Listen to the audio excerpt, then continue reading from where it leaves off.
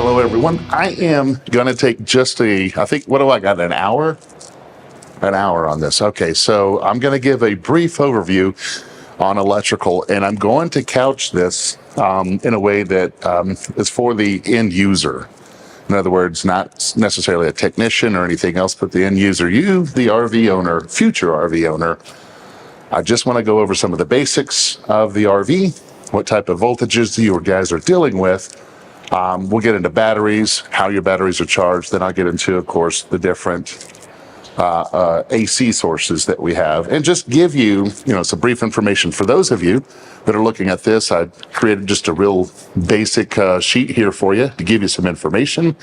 Kind of gives you a little bit about what they do. So first and foremost, what I want to cover is that all RVs, any RV that you purchase, they do have 3 different electrical systems. Okay, we got 2 of them that are battery voltage. One of those is going to be your 120 volts. So it's just like your bricks and sticks. So the first one we'll call chassis voltage. Okay, now chassis voltage is the voltage that is coming from the chassis. So this is going to be your starter battery. Your starter battery on your coach, whether it's a coach, a travel trailer, a fifth wheel, all of those, that's going to run your starter, your lights, and your ignition, starter lights and ignition. So can we all agree that all RVs have a chassis battery? Yeah, some of you don't even know. All right. So if I say that this travel trailer right here has a starter battery, we all agree? All right. Well, then I'll just move on then, since you all just accept it. Where's the starter battery on that? So if can you yell it? I couldn't hear what you said. That's what I want to know is where's the starter battery on the trailer? Where's the starter battery on the trailer? Thank you. Right. So now I don't have to keep begging. All right. So what were you guys saying? Where's the starter battery on that? On the truck, right? So whenever you connect your tow vehicle, or towed if you have a motor coach, whenever you connect that 4-pin or 7-pin connector, you are now pulling that voltage over. Okay. And it's going to run certain things. Okay. It's going to run your marker lights. It'll run your electric wheel brakes. Okay. And then of course it'll run the starter and everything inside the truck itself. All right. So no big deal on that one. Doesn't help you out as an RV owner too much, other than how do I get those stupid lights on, as you see over here? How do they do that, right? What they're doing is just using that 7-pin connector. Okay. The second one we have is the coach battery. So let's go ahead and look at our coach batteries. Now, what does the coach battery run in the RV? Now, you, the RV owner, I got to give you some perspective, because if you're new to RV, how many of you are new to RVing? You haven't bought one yet. Okay. You're going to find out that there's a lot of things inside the RV that runs off of that coach battery. Now, another word for coach, what we'll say, the type of battery that we're using is called a deep cycle battery. Okay. A deep cycle battery. Now, this is going to run every 12-volt component inside the RV. That's going to be your overhead lights. Okay. That's going to be your fans. And then, of course, it's going to be all of anything that you communicate with. If it's on the wall and you touch it, that's 12 volts. Okay. Now, here is where we have a problem with perspective. So a lot of you, as soon as you are driving down the road, what can still work when you're driving down the road? What voltage can still work while you're driving down the road? The 12 volts, right? Because it's the battery, and the battery goes with you. All right. Your air conditioner on the RV, what does that run off of? Yeah. Okay, got the amperage, but what voltage does that air conditioner run off of? Okay, so 120 or the AC. All right. How do we turn that on? Plugging in. Well, a thermostat. I mean, you guys are looking at me like this is a deep question that I'm trying to trip you up on. How do we turn that air conditioner on, Todd? Well, it'd be just like your house, right? You have a thermostat. Yes. All right. Now, the question is what voltage does that thermostat run on? 12 volts. So here's the perspective. You, the new RV owner, sometimes it kind of fools us. You're inside the RV, you forget to plug into shore power. Let's say shore power is off. Well, now, real quick, for those of you that are new, I have to back up. What is shore power? What does shore power mean? Well, the power on the tree. The power on the tree. I haven't heard that one. Power on the tree. Yeah. All right. Okay, so Where did we get that term? Yeah. Okay. Electrical grid, right? Where did we get that term shore power? Boats. From boats. Right. So let's just get it from the boats, right? You know those big boats, the yachts? They have the 120 volts on there. Okay. So whenever they bring those big boats in to shore, there's a 120 volt pedestal sitting right there. So we just stole that term. All right. So here's the thing. Let's say you forget to be plugged in or something like that. You look over, you turn on the air conditioner. Can you go over to that thermostat, communicate with that thermostat, and thermostat says, yes, we will turn on the air. Yes, it will, but will it turn on the air conditioner? No. You got a lot of devices that are that way. And for, again, you, the new RV owner, that's a little difficult for us to kind of comprehend. It's the same thing, say, with our water heater, right? You can flip that switch all day long. You may have a light or something like that. If it's not set to propane and it's just set to 120 volts, that water will never heat up. Okay. So what we want to do is kind of look at some of the questions that we have with the batteries and how to maintain them. Okay. So let's just look at that Coach battery. Now, every battery that is, typically given to us, I'm going to break these down into just a couple items here. So just with the batteries, I'm gonna put our lead acid, gel, and AGM batteries in one category and our lithium batteries in another. It's just totally different. Okay. With the lead acid, gel, or AGM batteries, especially with that flooded lead acid battery, you have to service it. You have to service it, right? So the problem is they hide these batteries in a lot of cases. Okay. How does this battery, what does the battery actually do for us? Is this on? Provides power. Gives us power, right? Right. Batteries do not create power, they store it, right? All right. Remember the old adage, if you don't use it, you lose it. All right. So your lead acid, gel, and AGM batteries fall into that same category, right? Whenever you charge those up, if you just let that battery sit there, not charge it up, it's going to lose its voltage over time. Roughly about 1 volt every month, every 30 days, okay? So here we have a battery that's going to deplete, but it stores electrical energy, and it runs everything as we're going down the road. All right, if we're talking about maintenance and proper maintenance of the battery, and we take care of the battery, then our 12 volts should pretty much work, okay? I know that none of you are new to cleaning batteries or anything else, so I'm not going to go through that. What I do want to point out is I want you to check the type of battery you have, because that will change the performance that you get out of that battery.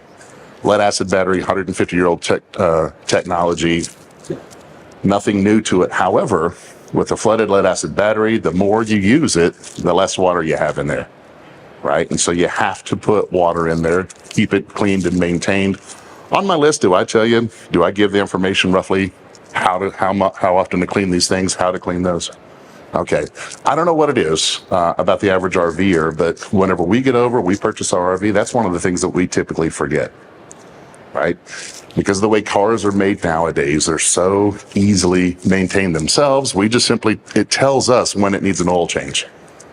You guys gotten out of the habit of actually pulling the dipstick and looking at it? You just wait for it to tell you when it needs to be changed. Are you still checking? Good.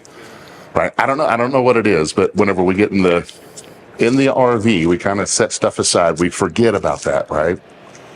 All right. So I want you to think about that maintenance, but you're going to lose that voltage whenever you plug it in. How many of you are not full timers? You plan on storing your RV. So what do we do with that battery? Take it out. Take it out. Okay. So we take it out and do what? Keep it charged. Keep it charged. Trickle charge, right? Well, that's a lot of work.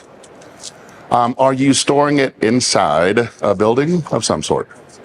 Okay, outside. One of the things that you can do is if you have electricity there, you can dog bone down to just your standard, 20 amp outlet. What charges the battery whenever you plug in the shore power? The converter. Okay. Now in the RV, all RVs, we have a multi-stage converter. Okay. It is not your simple battery charger. It is multi-stage, and it's actually perfectly okay to have that thing plugged in 24/7, year in, year out. The best thing that you can do for that battery is keep a small charge and a small discharge. Okay. I know that a lot of times what they will tell you is when you're storing it, go over to that battery disconnect and turn it off. Please don't do that. Okay. If that battery just sits there, it will over time stratificate. All right. The salt, the electrolyte inside the water is going to simply fall down. It's going to crystallize, and we don't want that. Okay. Treat it like a blender, right? Turn it on, leave it on. So a small charge, small discharge. If you don't have power, it can't be plugged in, still want something to charge, what else could we do? Real simple. Very small solar panel.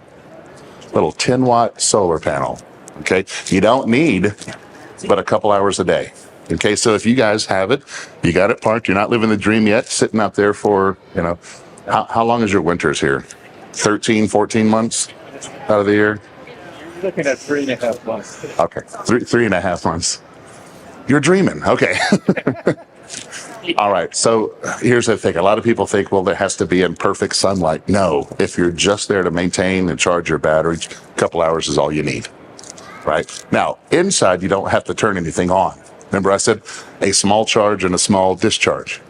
You have CO detectors and thermostats you can't turn off. I mean, you can go hit the off button, but you're not turning it off. And that is perfect because you're keeping that battery discharged, right? So small charge, small discharge. So you always keep the disconnect. Leave the disconnect on. So it's kind of like, the proper winterization is pretend like you live in it. Right? That's what in Texas, we do two things. When winter comes, we pretend like we live in it and we cross our fingers. I hope it doesn't get too cold. But if you pretend like you live in it, you're using that battery, small charge, small discharge, you're going to extend the life. Letting it sit there is not the best thing, right? It's not a single component. Now, again, this is lead acid gel AGM batteries.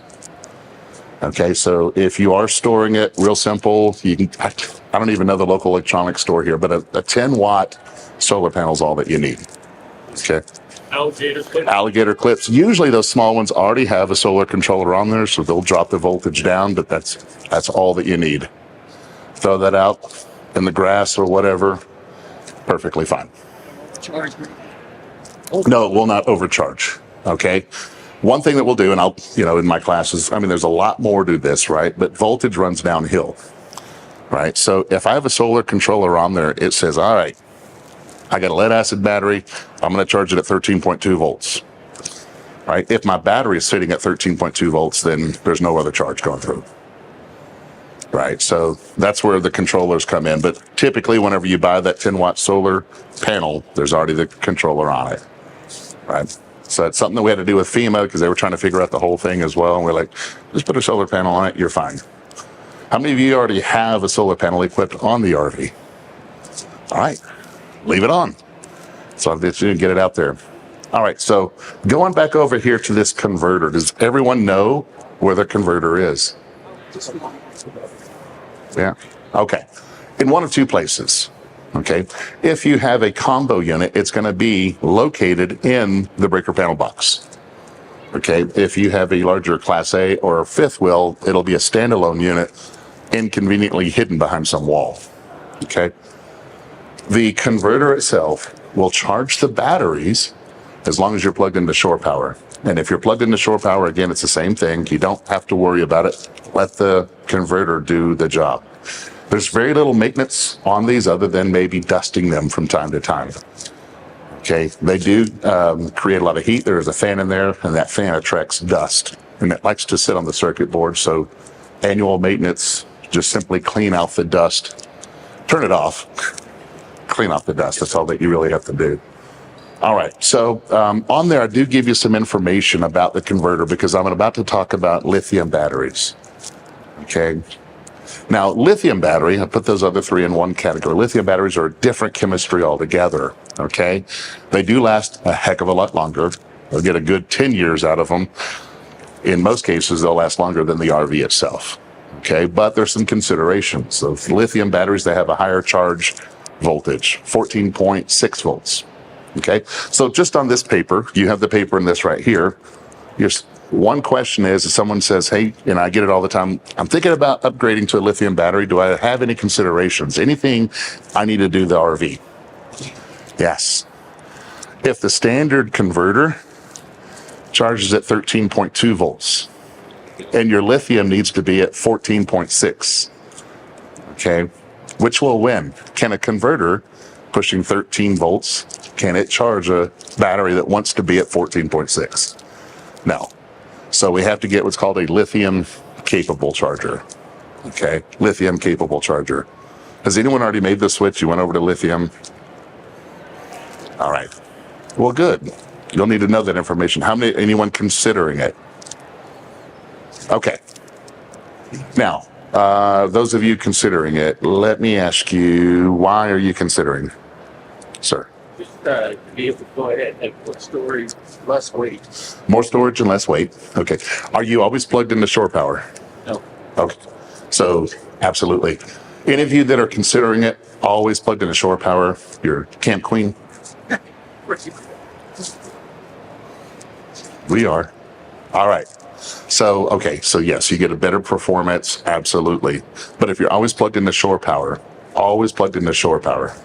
between the converter and your battery, when you're plugged into shore power, who's doing the work? Converter. The converter. You had a 50-50 shot of just giving an answer. The converter. Why? All right. I know. So we're not going through class or anything else, but let's go over this. All right. So I just want to go over that voltage. Does anyone know what voltage actually quantifies for us? What does voltage actually tell us? Pressure. So think of a water hose, and we have different levels of pressure. I've got a water hose that's pushing at 13.6 psi. I got another water hose pushing at 14.6 psi. If I put the two together, got 13 psi this way, 14 psi this way. Which one is stronger? 14 psi. All right. So this is why a converter pushing at 13 volts can't charge a lithium battery. But the question was, if you're plugged into shore power. Now, do you understand that when you're plugged into shore power, this thing is always on? All right. Now, what does a converter do? Well, we know it charges the battery, and we can give that a term. What would we call the device that charges a battery? The battery charger. You guys are awesome. All right. He's tough. I know they're tough. What does a converter do for us? Like, the next change to 12 volts. All right. Changes what to 12 volts? The shore power, right? So 120 volts steps it down to 12 volts. All right. That's what we call it, just 12 volts. So I'll give you one of these. 12 volts, because it's really 13 volts. Now, it's connected in line. The output is connected in line with our battery. So they're both communicating to one another. What is the voltage? What is the voltage output on the converter again? 13.2. All right. Now, if a battery, lead acid gel AGM, fully charged, what is the voltage of a 12-volt battery fully charged? Same. What'd you say? Same? All right. So I was hoping someone would just give an answer. Well, a 12-volt battery, Todd, is 12 volts. And you'd be really close, right? So it's roughly 12 volts. It's about 12.6, 12.7. Okay. Fully charged, 12.6, 12.7. Here's what I'm getting at. Which one is stronger? The output of the converter at 13.2 or the output of your battery at 12.7? The converter. All right, so if I ask you again, when you're plugged into shore power, your converter is on and you're connected to a battery. You turn on your 12-volt lights, you got your fart fan going and everything else. Which one is doing the work? The converter. It's got stronger pressure. Why am I saying all that? Why am I leading you down this path? You're actually charging the battery. You're not using the battery. You're not using the battery when you're plugged into shore power. Not very little, right? It's there to help out on the big loads. Pulling out your slides, putting your landing gear down. Now it's the combination of the two. So if you're always plugged into shore power, always, you start hearing about all the benefits of a lithium battery. Do you really need one in your application? Probably not. Right? Probably not. You ever notice that your batteries only last so long? 2 years or something like that. If you're plugged into shore power all the time, that battery will last a heck of a lot longer, right? Because it's not really doing anything. Constant charge, small discharge. It's just setting in ready mode the whole time. Now, I mean, it still has its own lifespan. It's not going to last forever, right? But it's there just to help out. Okay, so for those of you on the side here, for those of you considering, this is the reason I asked, are you going to be off grid, or are you going to be like what we call primitive camping for a little bit? That's where we want those lithium batteries. All right. Any questions on batteries before I move over to the 120 volt side? Yes, sir. In that case, you could roll into a generator periodically, right? Because it's off grid. Okay, in that case, you could just roll over to your generator, start your generator. What voltage does the generator produce? 120 volts. Okay, so does that charge the battery? It's like shore power. It acts like shore power, right? It provides it to the converter, and converter does the work. All right. So let's go ahead and go over to our alternating current here. Anyone looking at purchasing an RV? Okay. So here's our considerations. On the 120 volt side, right, where we plug it into shore power, most of these RVs come in two varieties, okay? You have your 30 amp RV and you have your 50 amp RV. You'll be surprised that some of these, it's almost the same floor plan, but you'll see one that says for 30 amps and one that is set up for 50 amps. And a lot of people will ask, okay, I see a $1,500 difference. What is the difference between this 30 amp RV and the 50 amp RV? You always get a quick answer. What is that quick answer that most people say? A 50 amp RV can give you what? A second air conditioner, right? It can do a lot more than that. It can do a lot more than that. Here's the thing. On a 30 amp RV, okay, and where we're getting this and in your paperwork here, just to check it, I'm going to show you what power, how much power a lot of your appliances actually operate at. Okay, we can look at amperage or whatnot, but here's the thing. Air conditioning. Do you guys like air conditioning? You want to go places where it's hot, you may have to turn on the air conditioner. This is so weird because this is what I would always say in Texas because it's hot. I'm up here somewhere where it's cold, so you're like, no, Todd, we use furnaces. All right. Your air conditioner is going to be the biggest thing, or it's going to draw really the most power. And then anything that you heat up with, your microwave, if you have any type of, like a George Foreman gas, electric grill or whatever, anything that produces heat requires a lot of energy, okay? If we looked just at a 30 amp RV, okay, and we looked at it from a wattage standpoint. Now, wattage just gives us power. We, the average person, don't know much about electricity. When we go buy appliances, we look at it from wattage. Now, in order to get wattage, we take our voltage and we multiply it times our amperage. So if we plug into a 120 volt outlet, we know we got 30 amps. What's our maximum potential wattage that we can draw from? About 3,600. No one brought a calculator, so I was just kind of helping out. 3,600 watts. Well, your air conditioner will pull anywhere from 2,000 to 2,400 watts. If you only have 3,600, how much do you have left? You want to say about 1,200, right? But what is this again? Where does it get its power from? Shore power. And it's always, always, always on. And if you have your 12 volt lights, you think the battery is magically doing it for you. No, the converter is doing it. So you have even less. Okay, you only have about 3,600 watts. And for a lot of you, that's totally fine, right? One AC or something like that, not a problem. The 50 amp, and just to show you this, guys, the 50 amp service is more than just 20 amps, okay? It's 50 amps per leg, and we have 2 legs on there. So, guys, we have about 12,000 watts.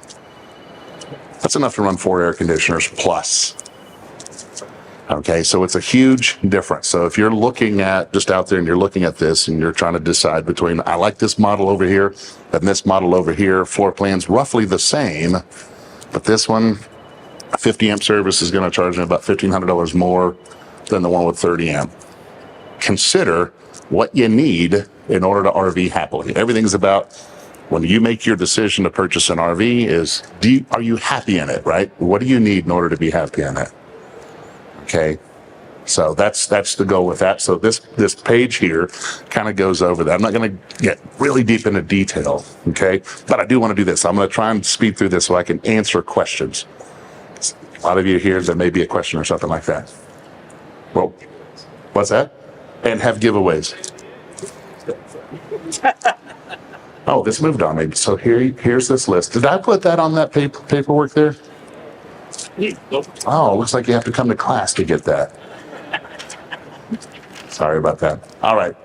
So let me do this because on here, man, I can go anywhere with this. But I'm trying to read your faces, trying to find out you're here for a reason, electrically. What do you want to know? Yeah. So you want to run around with the mic because they keep bombarding me with questions and answers. What questions do you have about the RV electrical system? I've seen all kinds of information about size of inverter that you need. And it seems like that the numbers I see are all over the place. I mean, is there kind of like a class C recommended size that you should have? Can you get bigger if you want it to be bigger? Or sure. Is there overkill? No. Never overkill. What's a good size inverter? That's like asking me, Todd, do people eat too much? I'm going to say no. Overkill. All right. So he's asking a question about an inverter when I have a whole solar thing coming up and I'll be going over that. But let's talk about this because it is about power consumption. Anytime you're trying to plan out what size inverter, what do you see yourself doing in the RV? Right now, an inverter, what it does, it actually provides the shore power for you. It takes power from the battery, steps it up, makes the 120 volts. Okay. And they're rated based on their wattage output. Okay. So one size, 2,000 watts. You can't successfully run an air conditioner. So the question is when you go off grid, you want to use your 120 volts. Do you see yourself going places where you don't need the air conditioner? Right? Okay. So you may not have to have a super huge one. Okay. The question is when you're putting this together, if money were no object, what do you see yourself doing? This is the reason why I kind of gave those numbers there. It's called doing an energy audit. Okay. Is you start finding out what all your appliances, how much power it needs in order to operate. Okay. Now some of the stuff you just can't run them. You can't run them both at once. You can't run your air conditioner and your microwave at the same time. But could you get away with the air conditioner off, run the microwave when the microwave's over, turn the air conditioner back on? Well, with that, then we can kind of set. So where do you see yourself going in your RV? Off grid. Mostly the cooler climates. Mostly the cooler climates. So not cold climates or cooler climates? In the mountains, here Right. in Denver, you want to go up to the mountains in the summertime. You want to come down to Texas in the wintertime. No, you don't. It's still too cold down there now. All right. That's what they tell you in the blogs. Be in Texas this time of year. You don't get blown over. Right. Well, Texas is huge, so you have to go further south because we still experience winter where we're at. So let me just, for you said you want to be up in the mountains in the summer, right? May not need an air conditioner. All right, so now there's a couple things. There's different sizes of inverters. I'm going to start looking at it from the cost factor. A 2,000 watt inverter may cost you $800 or $900, and a 3,000 watt may cost you $1,100. A 2,000 watt could never turn on that air conditioner, but a 3,000 watt could. The question is that extra $150, $200 worth that extra 1,000 watts? Right? And I can tell you on a whole house inverter setup, 3,000 watts, a lot simpler to hook up, less parts I have to use in order to make that RV run. So maybe off mic, I'll kind of go over some more information. In that scenario, you're not going to be running that off the batteries very long as far as AC with an inverter or not, right? You're going to drain your battery. You don't have another source, like solar panel or your generator. Or more batteries. I can tell you, so in my solar setup, for me to be off grid, well, this is the way this kind of went down. My wife, Stephanie, she says, I'm not into solar because I don't want to have to think about what's on and what's not on. I just want to turn it on. So I took that as, hey, if we're going to go solar, we're going to go all the way. And we'll buy we'll put together the biggest system, that the RV can handle. That's exactly what I did. Okay. Now you're absolutely right. Air conditioners pull a lot of power. As a matter of fact, my system, I can run all 3 air conditioners at once. Put enough battery power in there. Here's the thing about solar panels. Solar panels are great during the day. The question is what do you run at night when you don't have generators, right? Because people don't like generators at night, at least the noise. So I'll put enough batteries in that I can run my air conditioner straight, one air conditioner, because I can care less about the kids in the other rooms. They didn't buy this RV, I did, right? My air conditioner, 11 hours. You have a request to go back and slide. Oh, I'm sorry. 11 hours, what do you mean? Oh, I have enough battery power to run my air conditioner 11 hours straight. One air conditioner. I could do 2. Well, that's straight. Now, here's the thing. And most people, your air conditioner cycles. I sleep to that noise. I wake up when that noise turns off. Why did it turn off? And I turn it back down. I like that noise. So I built this system, and it was only 8 batteries on the way it was set up. Didn't take up as much room as you think. And it totally changed how we RV. How many amp hour battery storage do you have? So mine are 300 amp hours each, and I had 8 of them. So it's at 22,000 amp hours. It sounds ridiculous. 2,200. 22,000 sounded a heck of a lot better. It is. That's Chernobyl. Oh, yeah. Yes, sir. Hey, good morning. Good morning. Got a Grand Design trailer that has, we'll be putting an inverter and some lithium batteries in the spring. You guys are like 30 minutes too soon, but okay. We're just going to go to solar. No one wants to learn about this. Go ahead.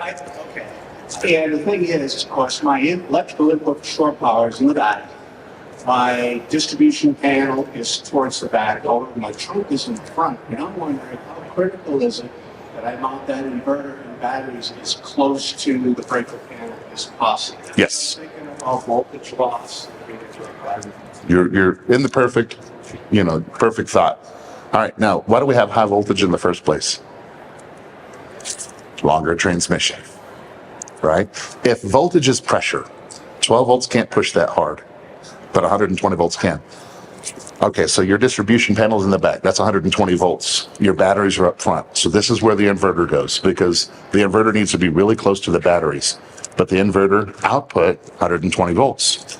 And it's a heck of a lot cheaper to run 120 volt 6-gauge wire all the way to the back. I mean, you may spend $400 on that. I said cheap, I know. 400, yeah, unfortunately. But yes, not a problem whatsoever. Okay, so the 12 volts then is going to come out of the distribution panel. All it's going to have is 120 volts of distribution panel. Correct. It's running lights and things. Right. So the question is, well, my distribution panel runs 12 volts. Totally true. A lot lower amperage, right? They got the smaller wires.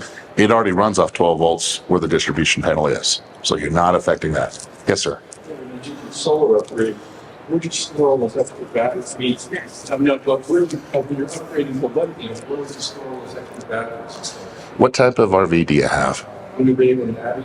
Okay, so a little bit difficult for you, right? I have to look in there for that. Container. Let me show you a picture of my system real quick. Sorry, didn't mean for y'all to go through all of my pictures, but here we go. The solar class next, and everybody else says to be this one. We're going to do some giveaways, and also the next one. All right, so this is just in the storage bay area. I have a 5th wheel. All right, so this is 10,000 watts. I can run all 3 ACs and the microwave at once. And what's the weight on that? It's about 500-600 pounds. But I have a Ford. It's totally fine. So that's another consideration, right? If you have a Ram, you're going to put in some batteries. You may have to upgrade to a Ford. He's got a question in the back. But no, so now Navion, right, we'd have to look at it, right? So that's where you look. And you may have to do a mixture. There's always a mixture, right? I still have a generator, right? And to me, that's the perfect combination, because if I wake up first thing in the morning and I'm running these batteries, they're going to be low. Turn on the generator whenever I can, get them back up to charge, wait for the sun to come up. Right now, the solar panels take over. Smaller the van with, what about a 12 volt AC talking about? So yes. So you have the cost, right? So they are coming out. I think inverted ACs is probably still it's kind of the better way to go for now, cost wise, right? So 12 volt AC is going to still pull roughly around 900 to 1200 watts. Right. The great thing is you don't lose any energy based on the conversion. You know, having to go from 12 volts to 120 volts, a lot more efficient. 9,000 BTUs is about the size of what they have. They're great. Can't sleep to it because they don't make any noise. Right. So you have that. It's like an inverted AC. Definitely can do that. You don't have to worry about conversions, heat loss, or anything else like that. But you can look at it from a wattage standpoint. How many watts does it pull per hour? Well, batteries are rated on their wattage output as well. A typical 100 amp hour battery has 1200 watts in it. If your air conditioner runs at 1200 watts per hour, quickly, you got about an hour. So how many batteries do you need, or what combination of generator, solar panels to help with that?